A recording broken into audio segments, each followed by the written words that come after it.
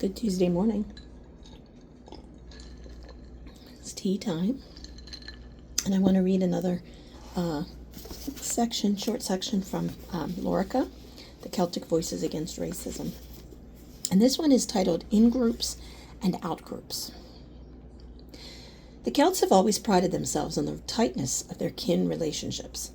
To me, the word kin evokes closeness, warmth, safety, acceptance.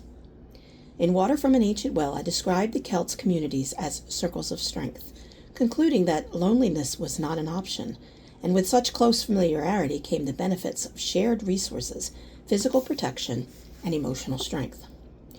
While there is truth in that description, and I go on to describe the widening circles of inclusion that were part of Celtic hospitality, being on the inside of a circle leaves the potential that some will be excluded on the outside of that same circle. Sadly, the intensity of Celtic kin relationships also made them vulnerable to equally intense rivalry, aggression, and violence with people they considered outsiders. This is why Scottish feuds are so famous. Humans have an ancient tendency to form in-groups while viewing others as belonging to out-groups. People in an in-group identify with each other while they often perceive those outside their groups as threats. They don't feel the same empathy for out-group members they do towards those in their own group. They may feel even justified in treating those in the out-group with cruelty. In 2014, research study demonstrated this, showing that when sports fans viewed members of their own team being harmed, they felt empathy. But when they viewed fans of a rival team being harmed in the same way, they felt little and or no empathy. They even felt pleasure. Christ came to put an end to in-groups and out-groups. In the early centuries of Christianity, his followers opened the door from one ethnic group, the Jews, who called themselves the chosen people, to the rest of the world.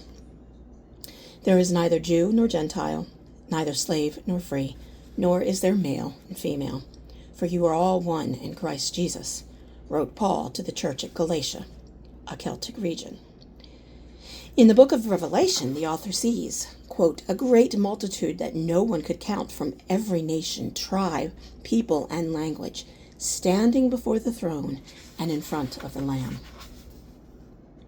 And yet, very quickly, Christians began to think of themselves as the new chosen people, the in-group, while all others fell into the out-group. As early as the 1st century after Christ, his followers severed their relationship with the Jewish people. This allowed Christians to feel justified in humiliating Jews, insulting them, and eventually fighting them. 3rd century theologian Origen stated that God created all whom he created equal and alike. But he believed this state of equality did not persist after the fall. Origen did not divide humanity along racial lines as we think of race today, but he did characterize certain ethnic groups as barbarous, engaging in cannibalism, parricide, and the slaughter of strangers, he said, while others he considered wise and learned. If Origen were alive today, in many ways he would be considered a radically liberal theologian, and yet the shadow of in-group, out-group thinking fell inescapably across his ideas. As the centuries went by, Christianity became the ultimate in-group, while hell became the destination of all out-groups. If the out-group, whether Muslims or Jews, was not Christian, then Christians were justified in fighting and killing them. Africans could be enslaved because they too were not Christians. European came to equal Christian, at least in the mind of those of European descent, and eventually Christian came to equal white. As followers of Celtic spirituality, we need to be careful we have not formed yet another in-group.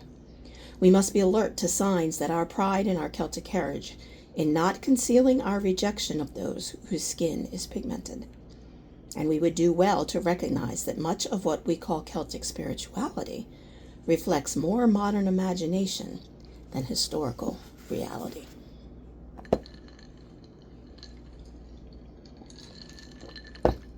Have a blessed day.